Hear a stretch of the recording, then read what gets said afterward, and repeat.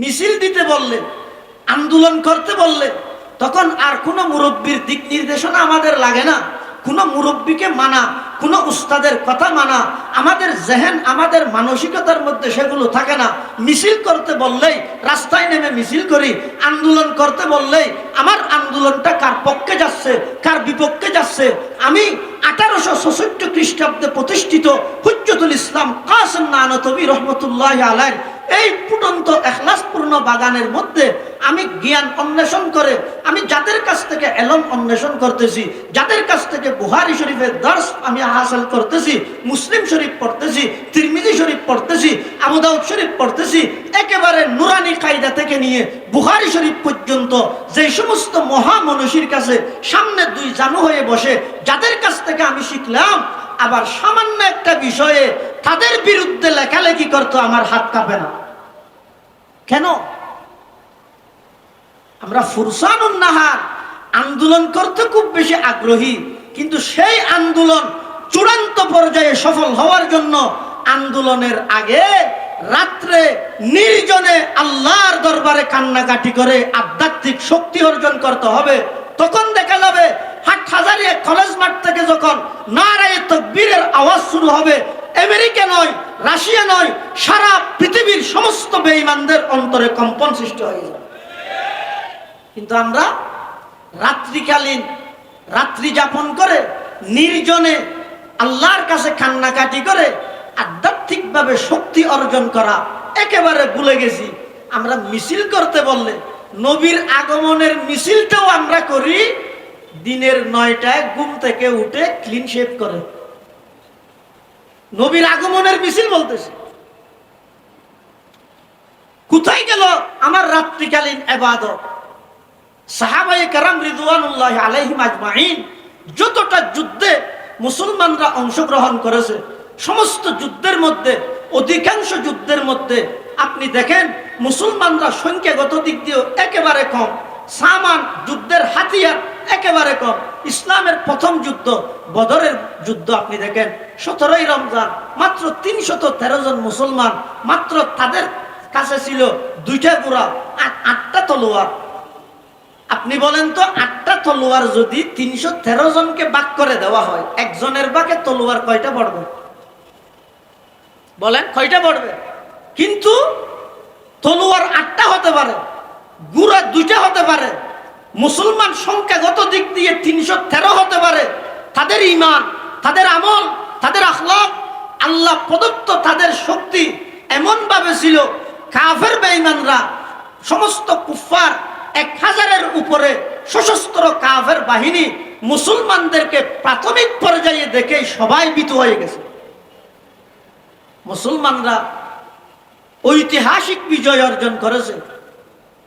সংখ্যাগত দিক দিয়ে কাফেরের চেয়ে বেশি ছিল না, হাতিয়ার কাফেরের চেয়ে বেশি ছিল না, শুধু ছিল কি তাদের ঈমানি পাওয়া। ডক্টর ইকবাল বলতেছেন, আজকেও যদি তোমরা সেই বদরের 313 জন সাহাবীর মতো তোমরা প্রস্তুত হতে থাকো, তাহলে দেখবে একের পর এক যেভাবে বদরের প্রান্তে আল্লাহ পাক রব্বুল আলামিন ফেরেশতার মাধ্যমে সাহায্য করেছে, তোমাদেরকেও সেই বদরি সাহাবীর মতো আল্লাহর পক্ষ থেকে সাহায্য করা হবে। সুবহানাল্লাহ। ফেজায়ে বদর পয়দা কর, ডক্টর ইকবাল বলতেছে, ফেজায়ে বদর পয়দা কর, ফেরেশতে তেরি নুসরত কো, ফেজায়ে বদর পয়দা কর, फरिश्ते तेरी नुसरत को उतर सकते हैं गर्दों से कतार अंदर कतार अब भी उतर सकते हैं गर्दों से कतार अंदर कतार अब भी सबक पर पढ़ सदाकत का अदालत का अमानत का सबक पर पढ़ सदाकत का अदालत का अमानत का लिया जाएगा तुझसे काम दुनिया की इमामत का लिया जाएगा तुझसे काम दुनिया की इमामत का सल्लल्लाहु ताला अलैहि व अला आलिहि व अस्हाबिहि व बारक व सल्लम ما نطق اللسان بمدحه ونسخ القلم أما بعد فأعوذ بالله من الشيطان الرجيم بسم الله الرحمن الرحيم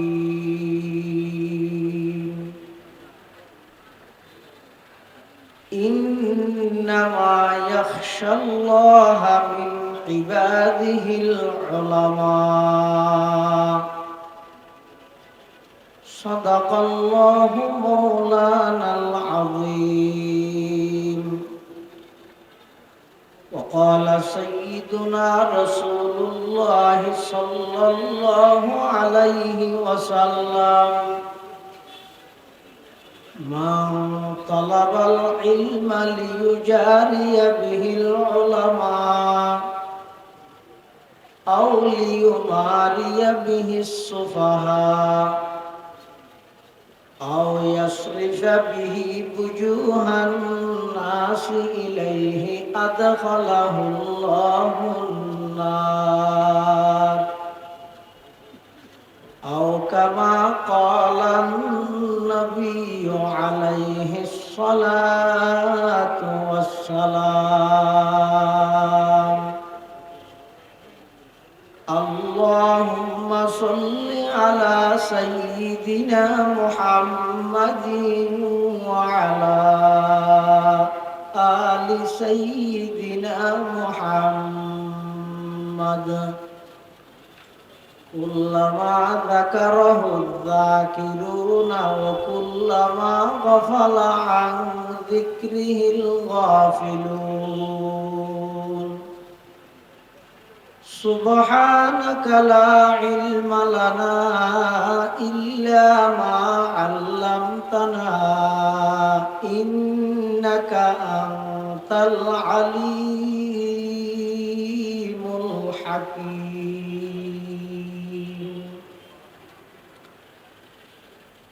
الحمد لله ثم الحمد لله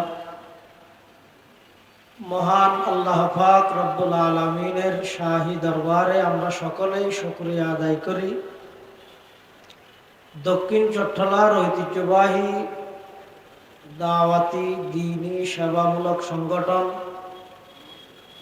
আল আমিন সংস্থার ব্যবস্থাপনায় আয়োজিত 3 দিন ব্যাপী তাফসীরুল কোরআন মাহফিলের দ্বিতীয় দিবসের দ্বিতীয় অধিবেশন সালাতুল আসর অর্থাৎ আসরের নামাজ আদায় করে আমাদের সকলকে আজকের এই প্রোগ্রাম দ্বীনি মজলিসে উপস্থিত হওয়ার জন্য আল্লাহ পাক তৌফিক দান করেছেন। আমরা সকলেই আল্লাহর দরবারে কালিমাতুশ শুকর আদায় করি আলহামদুলিল্লাহ।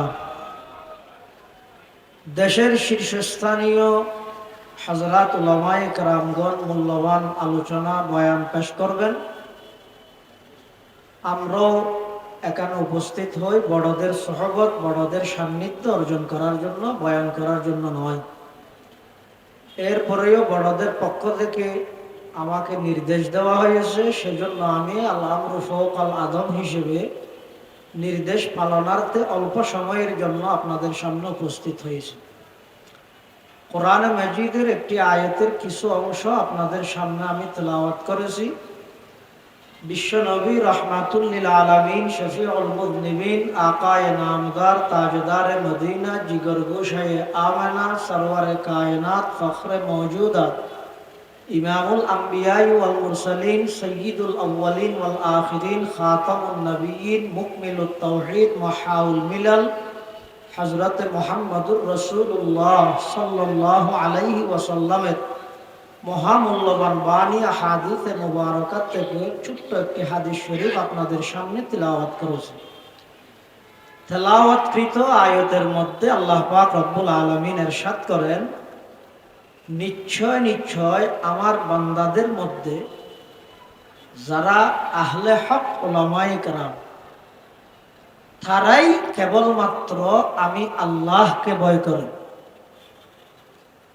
আল্লাহ পাক কোরআনের এই অংশে বলতেছেন, ইরশাদ করতেছেন, আহলে হক উলামায়ে কেরামরাই যথাযথভাবে আল্লাহকে ভয় করে। এর অর্থ হচ্ছে দ্বীনের বিষয়ে, ধর্মের বিষয়ে আহলে হক উলামায়ে কেরাম কোনো বাতিলের রক্তচক্ষুকে ভয় করে না, কেবলমাত্র ভয় করে কাকে? আল্লাহকে ভয় করে। এজন্য দ্বীনের উপর, ইসলামের উপর, মুসলমানদের অস্তিত্বের উপর, খিলাফতে ইসলামিয়ার উপর, কোরআনের উপর, আমাদের প্রাণের নবীর উপর যখনই বেঈমান কাফির মুশরিক, যখনই নাস্তিক মুরতাদরা এই সমস্ত ইসলামের বিষয় নিয়ে কটূক্তি করেছে, আমাদের দেওবন্দি কওমি মাদ্রাসার অস্তিত্ব নিয়ে যারা ষড়যন্ত্র করেছে, ঠিক তখনই আমাদের হক্কানি উলামায়ে কেরাম, আহলে হক উলামায়ে কেরাম বাঘের মতো মাঠে এসে গর্জন দিয়ে বলিষ্ঠ কণ্ঠে সমস্ত বাতিল শক্তিকে, সমস্ত নাস্তিক মুরতাদদের চক্রান্তকে মুহূর্তের মধ্যে তাদেরকে পরাজিত করে হকের ঝান্ডা এই দেশের মধ্যে উত্তোলন করেছে। তার শুধুমাত্র আমি একটা উদাহরণ দেব। ভারতবর্ষে যখন ইংরেজরা ব্যবসার নাম দিয়ে আসছিল, তাদের আসল টার্গেট ছিল কিয়ামত পর্যন্ত মুসলমানকে নেতৃত্ব হারা করে আজীবন এই মুসলমানদেরকে ভারতের দাসত্ব এবং গোলামিতে লিপ্ত রাখা। তখন 1803 খ্রিস্টাব্দে শাহ আব্দুল আজিজ মুহাদ্দিসে দেহলভী রহমতুল্লাহ আলাই পুরো হিন্দুস্তানকে যখন দারুল হারব ঘোষণা করে জিহাদের ফতোয়া যখন দিল, তৎকালীন সময়ে ওই হিন্দুস্তানের মধ্যে যুবক থেকে নিয়ে বৃদ্ধ পর্যন্ত শাহ আব্দুল আজিজ মুহাদ্দিসে দেহলভীর সেই ফতোয়া জিহাদের জন্য যখন ঝাঁপিয়ে পড়ল, শাহ আব্দুল আজিজ মুহাদ্দিসে দেহলভী রহমতুল্লাহ আলাইহির ফতোয়াকে সামনে রেখে পুরো ইংরেজ সরকার 200 বছরের শাসক এই ভারতবর্ষ থেকে পালিয়ে যেতে বাধ্য হয়েছিল। যারা আমাদেরকে বলে আমরা সার দেয়ালের ভিতরেই সবকিছু করি, এর বাইরে কিছু জানি না, কিছু করি না।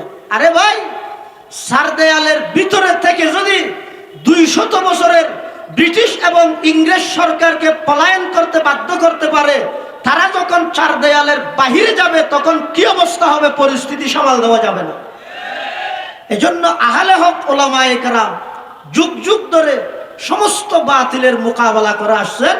আল্লাহ পাক রব্বুল আলামিনের কোরআনে মাজিদের এই অংশে আল্লাহ নিজেই বলতেছেন, আমার বান্দাদের মধ্যে যারা আহলে হক উলামায়ে কেরাম তারাই কেবলমাত্র আমাকে ভয় করে, কোন বাতিলের রক্তচক্ষুকে ভয় করে না। এই জন্য এই আয়াতের তাফসীরের মধ্যে মুফাসসিরিনে কেরামগণ লিখেছেন, বড় আলেমকে আমরা তো মনে করি বড় আলেম বলা হয় যিনি নাহবে মীর হেদায়েতুন নাহু, কাফিয়া, শরহে জামি, মুসাল্লামুস সুবুত, সুল্লামুল উলুম, হামদাল্লাহ, যাবতীয় ফনের সমস্ত কিতাবাদি যিনি মুখস্থ পড়াতে জানে, ছাত্রদেরকে লম্বা তকরির করতে জানে, আমরা মনে করি এরাই বড় আলেম। আসলে না, বড় আলেম সিনার মাপকাঠি হচ্ছে আল্লাহর খৌফ ও খশিয়ত, খোদাভীতি। এই জন্য আয়াতের তাফসীরে হযরতে আব্দুল্লাহ ইবনে মাসউদ রাদিয়াল্লাহু আনহু বলতেছেন, বড় আলেমকে যিনি বেশি ওয়াজ করতে জানে উনি বড় আলেম না, বড় আলেম বলা হয় যার অন্তরের মধ্যে যত বেশি আল্লাহর ভয় থাকবে তিনিই তত বড় আলেম, তিনিই বড় আলেম। হাকিমুল উম্মত মুজাদ্দিদে মিল্লাত হযরত মাওলানা আশরাফ আলী থানভী রহমতুল্লাহ আলাই হিন্দুস্তানের যুগশ্রেষ্ঠ আলেম, হিন্দুস্তানের একজন বড় মাফের বুজুর্গ, যিনি তাজকিয়ায়ে নফস, আত্মশুদ্ধির মাধ্যমে পুরো ভারতবর্ষে সমস্ত কুসংস্কার, রুসুমাত, বিদআত, সমস্ত ভ্রান্ত মতবাদকে দুলিশ্বাত করে, সমস্ত ভ্রান্ত মতবাদকে বিলুপ্ত করে সহিহ সুন্নাহর তালিম শিক্ষা যিনি বিস্তার লাভ করেছেন, তাদের মধ্যে অন্যতম হচ্ছেন হাকিমুল উম্মত মাওলানা আশরাফ আলী থানভী রহমতুল্লাহ আলাই। উনি এক সময় রেলের মাধ্যমে সফর করতেছেন, আমাদের এখানে রেল নাই, রেলের মাধ্যমে উনি এক জায়গায় সফরে যাচ্ছেন। উনার হাতে ছিল একটা আখের বোঝা, আখ চিনেন, কুশই বলে আর কি, আমাদের চট্টগ্রামের ভাষা কি বলে, কুশ্বই একটা আখের বোঝা ছিল থানবী রহমতুল্লাহ আলাইহির হাতে। তখন ওই স্টেশনে টিটি যিনি আছে চেকার, যিনি টিকিট চেক করে, উনি থানবী রহমতুল্লাহ আলাইহিকে এসে বলতেছেন, হযরত আমি আপনার ভক্ত। আশরাফ আলী থানবী রহমতুল্লাহ বলতেছেন, আপনি আমার ভক্ত, তা আমি কি করব? উনি বলতেছেন যে না, আমি যেহেতু আপনার ভক্ত সেজন্য এখানে যে আপনার কাছে আপনার আখের বোঝা আছে এটার ভাড়া দেওয়া লাগবে না। তৎকালীন সরকারিভাবে নিয়ম হলো মানুষের যেভাবে রেলের ভাড়া দিতে হয়, টিকিট নিতে হয়, যদি প্রয়োজনের চেয়েও বেশি যদি কি থাকে তার সাথে সামান থাকে তখন ওই সামানের ভাড়াও দিতে হয়। থানবী রহমতুল্লাহ আলাইহিকে ওই ম্যানেজার বলতেছে, আমি যেহেতু আপনার ভক্ত সুতরাং আপনাকে এই জিনিসের ভাড়া দিতে হবে না। তখন থানবী রহমতুল্লাহ কত বড় আলেম, আল্লাহর ভয় অন্তরের মধ্যে কিভাবে সে লালন করে দেখেন। থানবী রহমতুল্লাহ ম্যানেজারকে বলতেছে, ভাই আমি তো এর পরের স্টেশনে যাব, তুমি আমার থেকে ভাড়া নিলে না, ভালো কথা, তো এর পরের স্টেশনে যিনি থাকবে চেকার, উনি তো আমার কাছ থেকে কি নিবে, ভাড়া নিবে।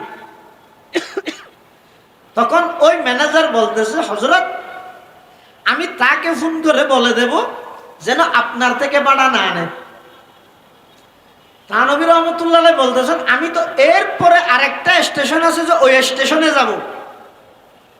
তো ওই ম্যানেজার বলতেছে, আমি তাকে ফোন করে বলে দেব এর পরের স্টেশনে যিনি চেকার থাকবে, ম্যানেজার থাকবে, তাকে যেন ফোন করে বলে দে আপনার থেকে ভাড়া না নিতে।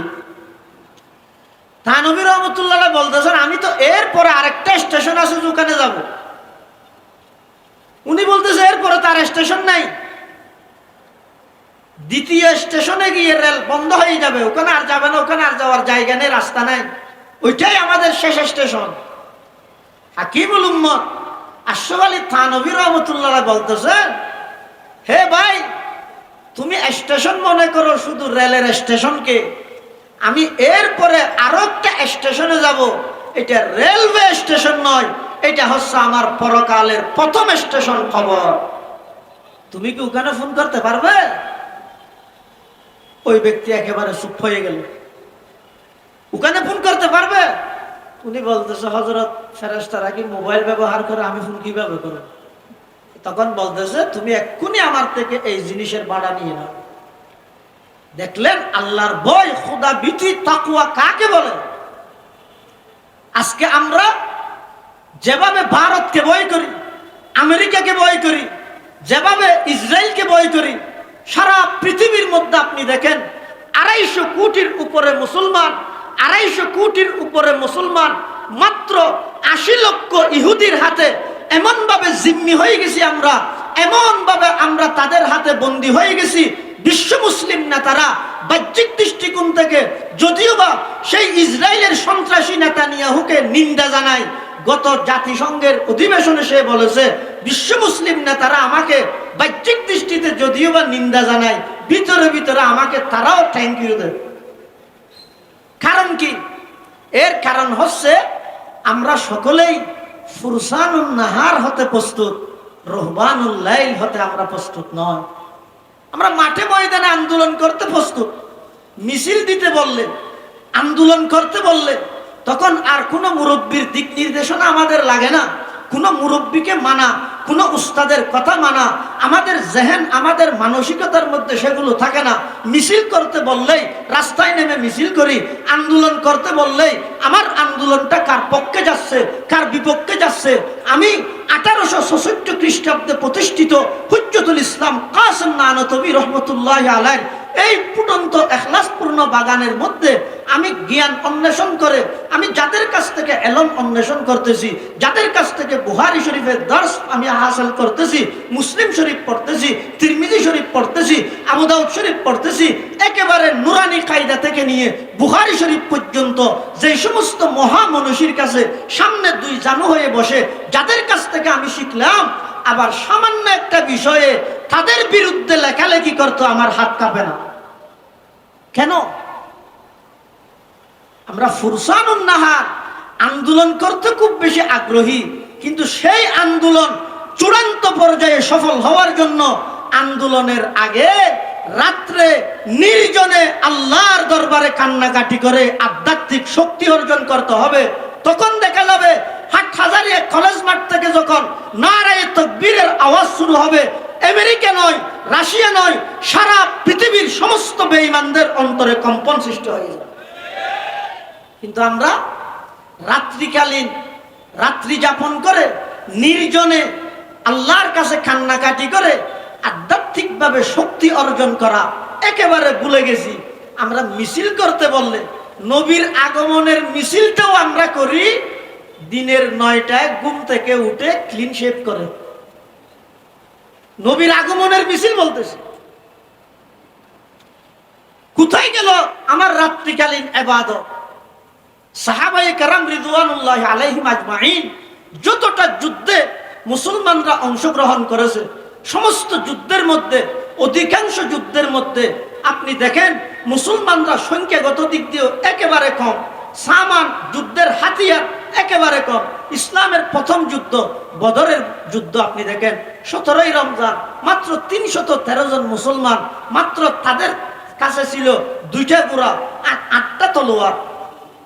আপনি বলেন তো 8টা তলোয়ার যদি 313 জনকে ভাগ করে দেওয়া হয়, একজনের ভাগে তলোয়ার কয়টা পড়বে? বলেন কয়টা পড়বে?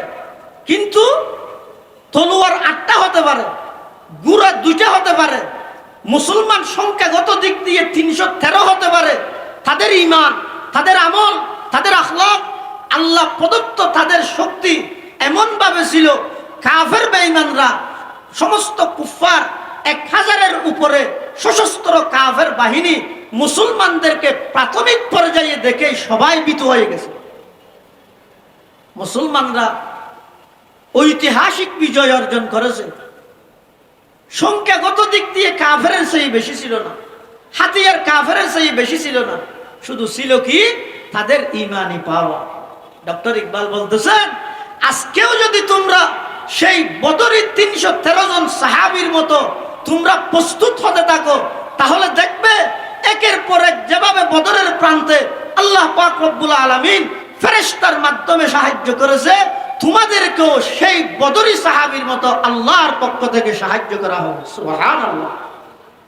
ফেজায়ে বদর পয়দা কর, ডক্টর ইকবাল বলতেছে, ফেজায়ে বদর পয়দা কর ফেরেশতে তেরি নুসরত কো, ফেজায়ে বদর পয়দা কর फरिश्ते तेरी नुसरत को उतर सकते हैं गर्दों से कतार अंदर कतार अब भी उतर सकते हैं गर्दों से कतार अंदर कतार अब भी सबक पर पढ़ सदाकत का अदालत का अमानत का सबक पर पढ़ सदाकत का अदालत का अमानत का लिया जाएगा तुझसे काम दुनिया की इमामत का लिया जाएगा तुझसे काम दुनिया की इमामत का।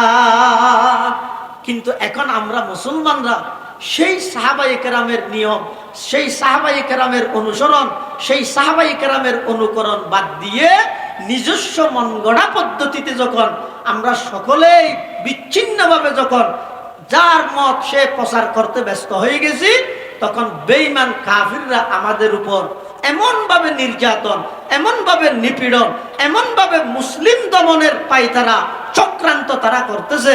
অদূর ভবিষ্যতে দেখা যাবে একসময় মুসলমানদের নাম নিলে বেঈমান কাফিররা তারা ভয়ে কম্পন সৃষ্টি হয়ে যেত, কিন্তু এখন মুসলমানদের নাম নিলে তারা লজ্জায় হাসে। কারণ কি? আমাদের ভিতরে ঈমান নাই।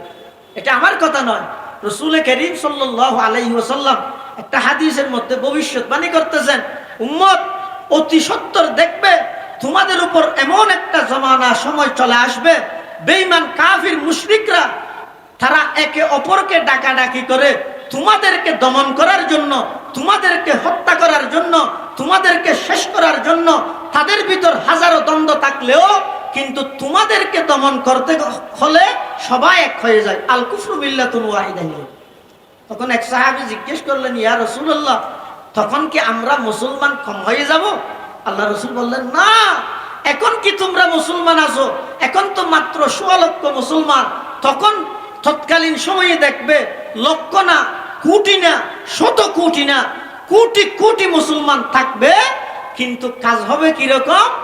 আমাদের চট্টগ্রামের ভাষায় একটা কথা বলে, নামের মধ্যে 7-8 ভাই আছে, কিন্তু কাজের মধ্যে একজনও নাই। আমরা গণার দিক থেকে আমাদের এই দেশে বলেন, আপনি এই দেশে জুলাই অভ্যুত্থানের পর আমাদের এই দেশের মধ্যে এটা ব্যাপক একটা সুযোগ ছিল, যে সমস্ত জায়গায় হিন্দুত্ববাদ, নাস্তিকবাদ মুসলমানদের মাথার উপর চাপিয়ে দেওয়া হয়েছিল, আমাদের মুসলমানদের ছোট ছোট সন্তানদেরকে শিরকি আকীদা, ভ্রান্ত বিশ্বাসী করার জন্য যে সমস্ত শিক্ষা ব্যবস্থার মধ্যে ষড়যন্ত্র পায়তারা করেছিল, এগুলো তো এখনই চাইলে পরিবর্তন করতে পারত, কিন্তু পরিবর্তন করতেছে কেন? স্কুল কলেজের মধ্যে, প্রাইমারি স্কুলের মধ্যে, প্রাথমিক বিদ্যালয়ে গানের শিক্ষক দেওয়ার প্রস্তাবটা আসলো, কোরআনের শিক্ষকের জন্য প্রস্তাব কেন আসলো না? এখন বাধা কোথায়? তাহলে বোঝা গেল এখন যারা আমরা ক্ষমতায় যাওয়ার জন্য ঘুরপাক খাচ্ছি, আমরা সবাই নিজস্ব পদ্ধতিতে আমরা কোরআন সুন্নাহ ভিত্তিক একটা অবকাঠামো রাষ্ট্র তৈরি করতে আমরা কিচ্ছু করতে পারবো না যতক্ষণ না পর্যন্ত বেঈমান কাফেররা আমাদেরকে বলবে না। তো তারা তো কিয়ামত পর্যন্ত বলবে না। রাসূল আকরাম সাল্লাল্লাহু আলাইহি ওয়াসাল্লাম বলতেছেন, তোমরা তখন সংখ্যাগত দিক দিয়ে অনেক হবে, কিন্তু বেষ্টম কি হবে?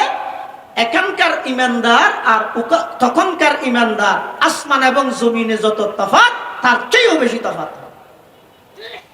ক্বালা রাসূলুল্লাহ সাল্লাল্লাহু আলাইহি ওয়াসাল্লাম, ইউশিকুল উমামু আন তাদা আলাইকুম কামা তাদা আল আকিলাতু ইলা কাসআতিহা ফাকালা কাইলুন ওয়া মিন কিল্লাতিন নাহনু ইয়াওমাইদিন ক্বালা লা বাল আনতুম ইয়াওমাইদিন কাসীর ওয়ালাকিন্নাকুম গুসাউন কাগুসাইস সাইল ওয়ালা ইয়ানজিআন্নাল্লাহু মিন সুদুরি আদুবিকুমুল মুহাবাতা মিনকুম ওয়ালা ইয়াকযিফান্না ফি কুলুবিকুমুল ওয়াহান ক্বালু মাল ওয়াহনু ইয়া রাসূলুল্লাহ ক্বালা হুব্বুদ দুনিয়া ওয়া কারাহিয়াতুল মউত।